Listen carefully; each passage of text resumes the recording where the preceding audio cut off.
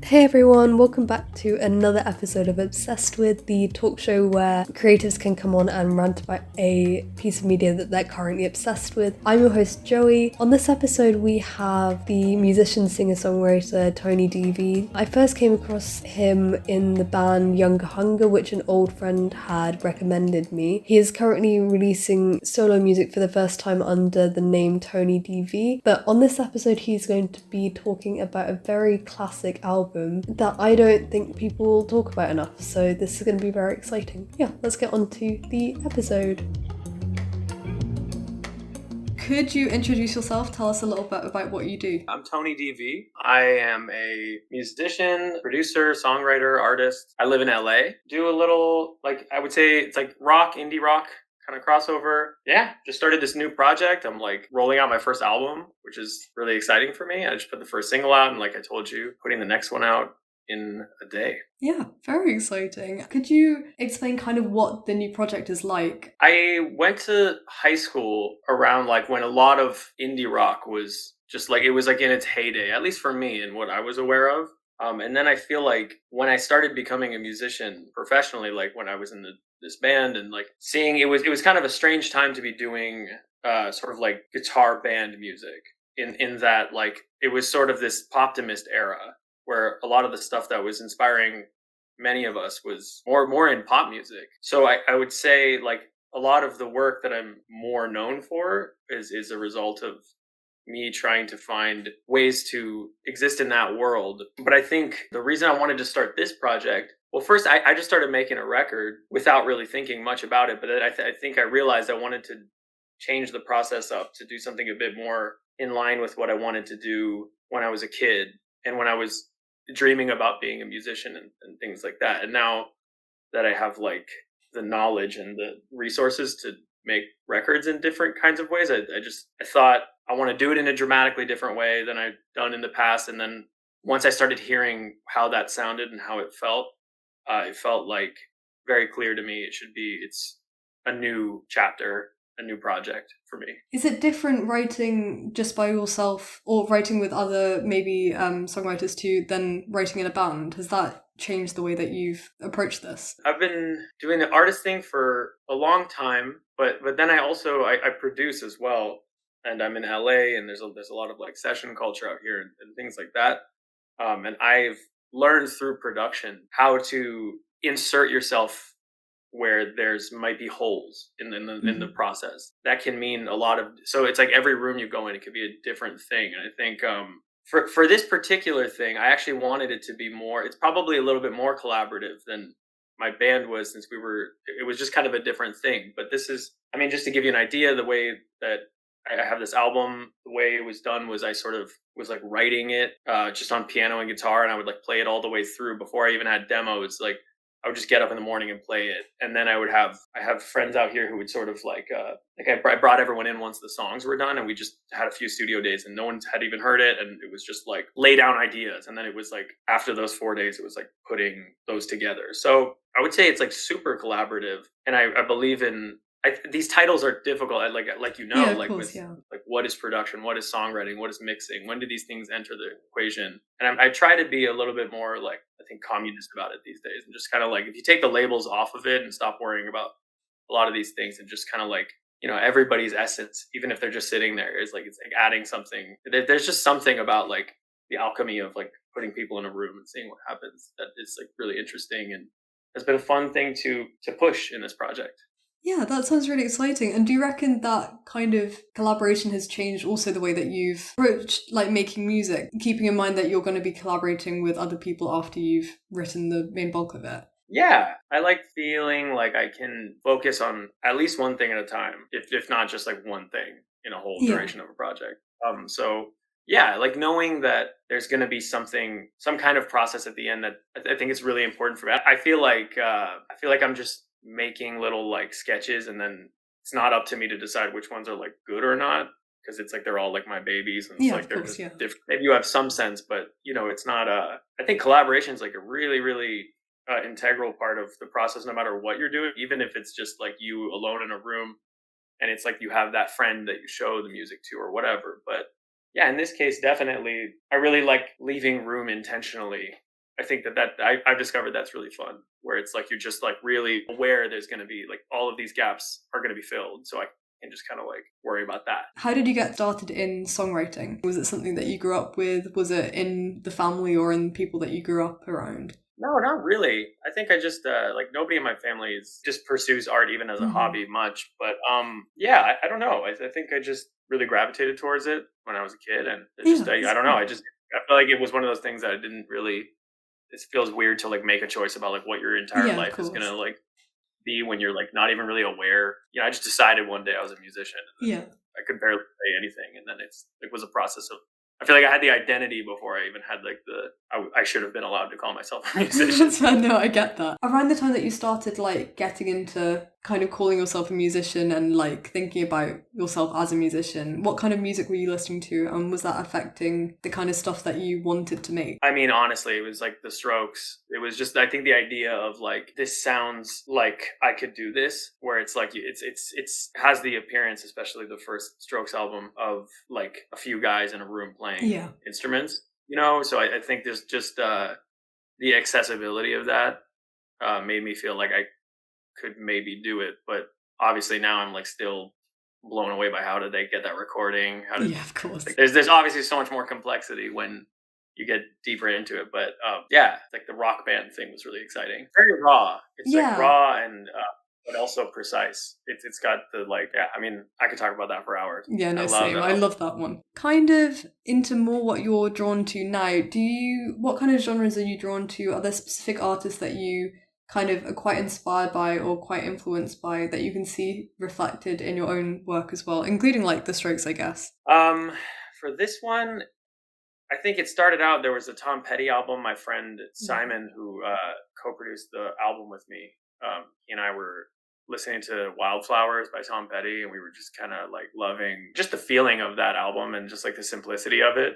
So that was kind of where it started. It didn't really stay there though in a lot of ways. Yeah, I don't know. Like there was a lot. There's a lot, but again, it was like I think just the kind of reconnecting with some of those sort of mid 2010s like rock influences. So, in terms of media, are there things that you've realized, like types of vibes, genres, types of styles that you gravitate towards more, and that you realize that you are quite inspired by or just excited by in media, not just like music, but even any kind of media? Yeah, you know, I mean, a lot of things. I just saw that PTA movie that just like blew my mind. It's like seems to be everything everyone around me is talking about right now. There's a lot of movies that a lot of even songs on this album. It'll be some movie I saw just excited me, where it's like it gives you that feeling. You know, a feeling can be an inspiration for a song as much as even if it's just like a vibe.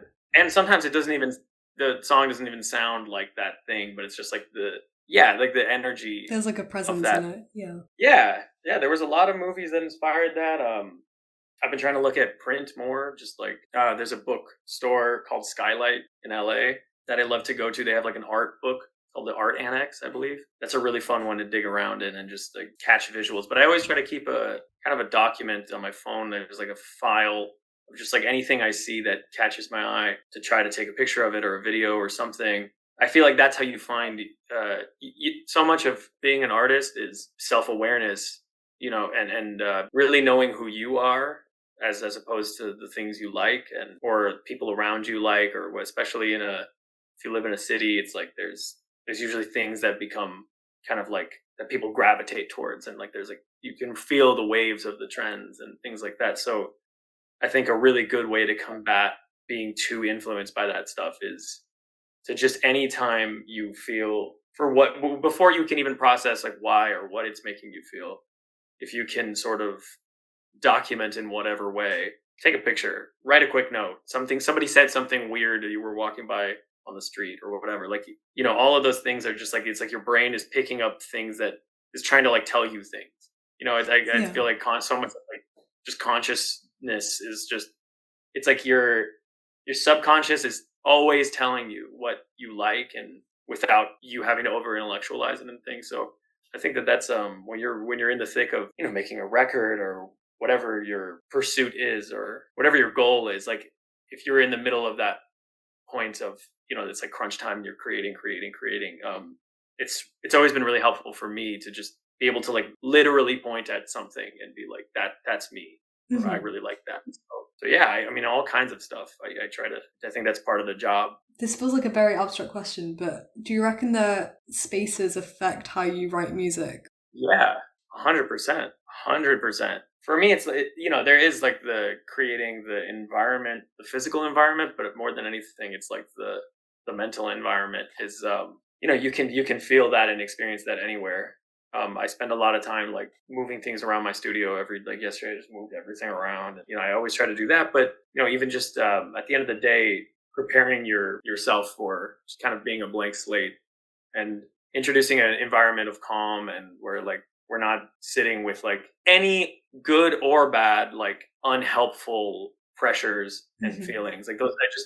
I always think that every single artist I know, I've yet to meet one that doesn't make their best work when they feel like they can just like beat on their chest like I got this. Like I think everybody makes their best work in that place. You hear stories about like that we sort of like valorize in the art community where about like Stanley Kubrick like scaring the shit out of like Shelley Duvall or whatever.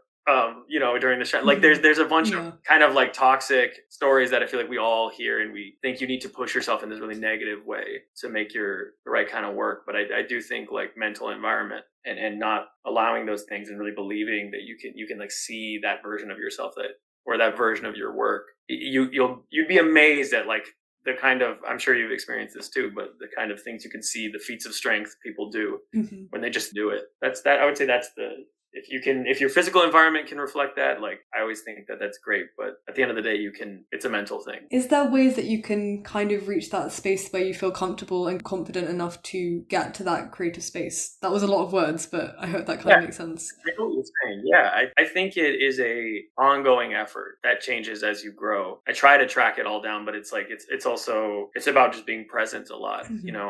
There's a great mindfulness book called Wherever You Go, There You Are. It's an incredible book, but I think that really helped me. I mean, there's a lot of things and it's also it just is like person to person. Everybody has their thing, but to me, it's just like there's a certain amount of like getting out into nature and like being around plants and surrounding yourself with really positive voices, which can be a really really difficult thing to do as an artist. But having a community who just like you guys can get excited about each other's work, stuff like that, I think is really. It'll do wonders for your confidence and your ability. With the album that you're going to be talking to us about, do you reckon that kind of project is something that you're usually drawn to? Is there a specific vibe that you reckon that you're drawn to, and does that album match that? Yeah, I definitely. I mean, I think this is an album that it was probably very formative in a lot of ways for even just defining my taste. So yeah, but also sometimes you're in a Mo Bamba vibe or something, you know what I mean? Like there's like, or like, yeah, sometimes you're in a Playboy Cardi space, or, you know what I mean? Like I just want to feel this, or so I listen to all kinds of stuff. Music is kind of magical how it can take you to different parts of yourself and different places emotionally. So let's get straight into the presentation, but what have you brought to us today? Wanted to talk about Loaded, the Velvet Underground album. I believe it's the third album by the Velvet Underground, and it's a timeless classic. I don't know if it's as like niche. It's not necessarily. It's a very celebrated record, I think, for a good reason. And I think what's so interesting in many ways about it, I mean, a lot of this stuff probably deserves double checking. I mean, all of this, like, I could be completely spewing bullshit right now, but from what I was told about this album, it was sort of a record that the band felt like their backs were against a wall and they needed to like write a hit, which is usually like a recipe for disaster. Yeah. And it's kind of interesting. Like the band was falling apart while the album was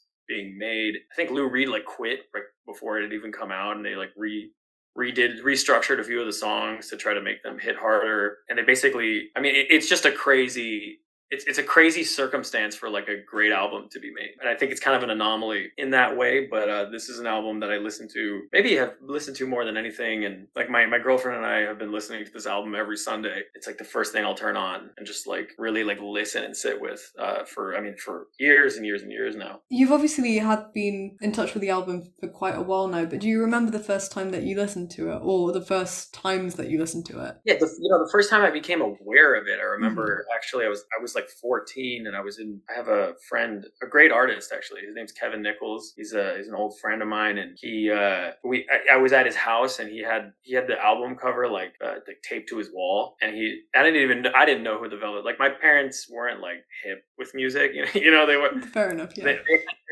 They listened to some great stuff, but they weren't like, they didn't know like the music heads stuff. Right, yeah. The Velvet Underground is kind of that, and kind of there's some it's like the middle ground, yeah. Yeah, but this one in particular, my friend Kevin was pointed out and was like, yeah, man. Like he's like everyone knows the one with the banana on it, but this is my favorite. And I remember thinking like he was like a really cool guy. Mm-hmm. Damn, loaded. I got to go listen. And I just remember the album art, but I don't think I actually. I mean, I listened to it, but I think it started like really hitting for me when I was like 22, 23, and then that was like right, probably like post college time. I don't know why at that time in my life it just started feeling really, really good.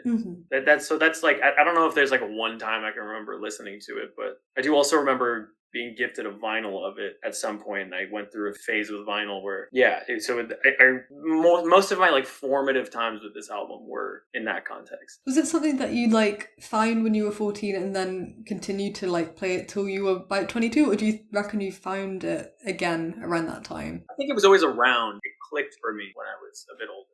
And do you reckon you know why that happened, or was it just something that happened kind of naturally? It happens all the time with stuff. I'm sure with you too, you've probably experienced this feeling of when it could be like a food, it could be a movie or whatever. Like sometimes things, it's like, this is good, but then it's like when you get older, you're like, no, this is great. I also had like a few years of recording experience under my belt at that time, like being in a band, so maybe I could understand the context for it more. And it's not like a crazy, like it's like musically it's not like a real feat of strength or skill, but I think that's why, like even the other day my friend and I were just like listening to it like kind of stoned, and we were just like sitting there, like he's also a musician, we were just like looking at each other, we were just like looked at each other, and we were like, this is the best thing ever. Like I don't know, like to this day I'm just that's what's so amazing about it, I think, and that's why I wanted to talk about it, because I think it's just got this thing about it. And when like Lou Reed as a songwriter, it's just his sense of melody and like the sort of like the beginnings of punk in a lot of ways you could find in this album. And the way that this particular album was made, it just feels like it's so simple, and it reminds you, I think, how important it is to just, all the parts are very simple, the arrangements are not, it's like the Strokes thing we were talking about, where it's like you can listen to it, and if you're like a kid, you can, it's so hard as you become an artist and you start dealing with expectations and trying to prove yourself in certain ways, and it's really easy to lose sight of what actually makes music good, right? Like, because it's unclear what is good, right? But I can point, this is one of those ones that's like I can point at it and I know it. It just feels, it's catchy. It's even if it does get like corny at moments in this album, it's like it still rules though. It still rules. I just know it rules, and I don't have to question. I think that's what I love about it so much. Do you reckon that kind of, I don't want to say simplicity, but it's not too overly extra really adds to the way that it feels just like really solid? 100%. Yeah, I think the simplicity is key. A great song can work in many different contexts, but there's something about these songs that I kind of just feel like this, they just found the perfect way to, even though apparently it was a train wreck recording the thing, the execution just makes it, I couldn't imagine a better way to express these songs. So the recordings are just like, the fact that the arrangements are simple in a time when it's like you're having the kind of recording revolution with Pet Sounds. You're living in this era of like everything is orchestrated and things are like, music is changing in a huge way because of the Beatles, and it's just really interesting to still have a record like this that's like, I mean, it sounds great, it's obviously engineered really well, but just the way, like Lou Reed's swagger, I think, is like you can really feel even when he's not on the songs, some of them, it's just like his kind of don't give a fuck attitude is I think like really kind of makes it believable and makes these songs that are like really poppy, like almost over the top poppy, it gives them like a structural integrity. You also mentioned that the fact that you started producing music, I don't know, helped you to see the value of it a lot more. How would you describe the sound of the album, and what do you like about it? It's very well engineered and it's very clean in a lot of ways, but a lot of the performances, like the chorus part of the drums won't end until like 4 bars too late. there's stuff like that where you're aware of like it kind of sounds like that was a mistake, or there's like a rawness to the performances that are captured cleanly, which is like an interest for especially for this band and like where they had been coming from, and the loss of like John Cale from the band. They really lost a lot of like the weird edge. Yeah, like there's not a lot of avant-garde on this one, which I'm a huge lover of that in the previous Velvet Underground records. But yeah, it's just interesting to hear them in this context because it feels like they're not supposed to be.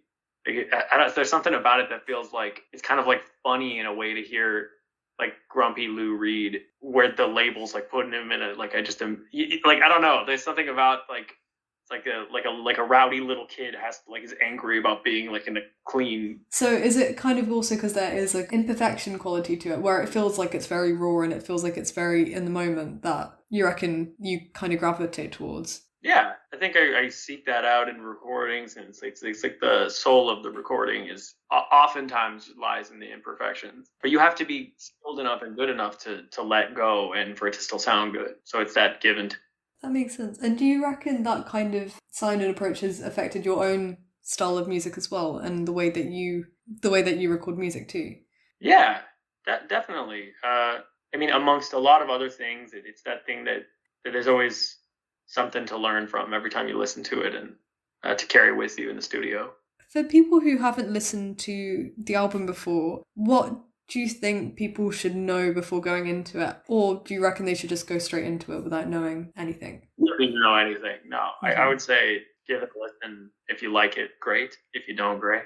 Yeah, that makes sense. And for you, do you reckon there's any like standout songs, or is it just a listen to the whole album kind of thing? Definitely an album thing, but yeah, I mean, Oh Sweet Nothing, Sweet Jane, like those are obviously timeless classics for a reason. You mentioned how you like listen to the album at least like once a week. Do you know why in particular this is an album that you play on repeat? Do you do this a lot with other albums too, or is it specifically this one? No, it's pretty much just this one, and I have no idea. It's just sort of my girlfriend and I started doing it one day, and then we just have never stopped. And have you met other people who've also, I mean, you talked about your friend as well in like getting stoned and listening to it. Was that something that you've found other people who also loved the album that you've been able to talk to about it? And what kind of stuff comes up when you talk about it? Yeah, I mean, definitely. I think there's not much to say. I mean, it's just good. It's just what's good about it is you don't need to overly intellectualize it, and there's not a lot to dissect. It's just good, and I think that to me at this point, as opposed to some of my other favorite albums, I think that it's such a breath of fresh air for something to be. I try to always stay in that state as much as I can while I'm working. Of like, is it just good though? Like, you zoom out, and because that matters. If that's not there, then you're on the wrong track. Yeah, that's fair. And this album is really good at teaching you that, reminding you of that thing. Yeah, I guess it's kind of like the bigger picture aspect of looking at it from it's just a good thing. Yeah, it's a hard thing to remember as an artist, you know. I'm sure you know what yeah. It's like, is this good? Is a difficult question to answer. Right, so I mean, some of the last questions that I wanted to ask were kind of short, rapid fire kind of stuff. But if you could describe the album in one word or one sentence, how would you do that?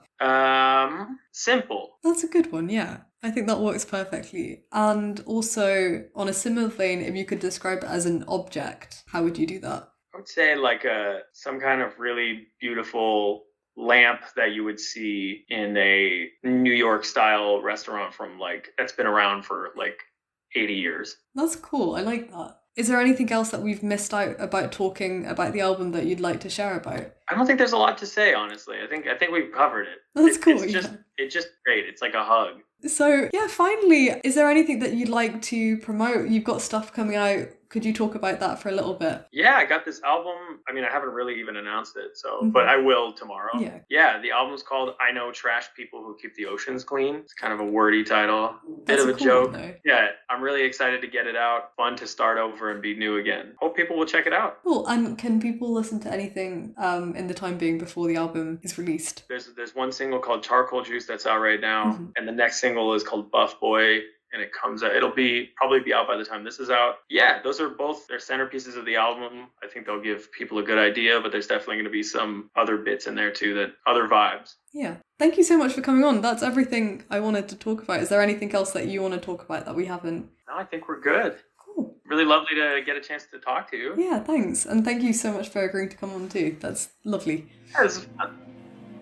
And that's this episode of Obsessed With over. Thank you so much for listening, and thank you Tony DV for coming on. It was great having you to talk about such a classic but underrated album. Tony DV currently has 2 singles out, Charcoal Juice and Buff Boy. Give them a listen, they are really good. I really love Charcoal Juice. I think it's a great track that I feel like people who love indie rock music will absolutely adore.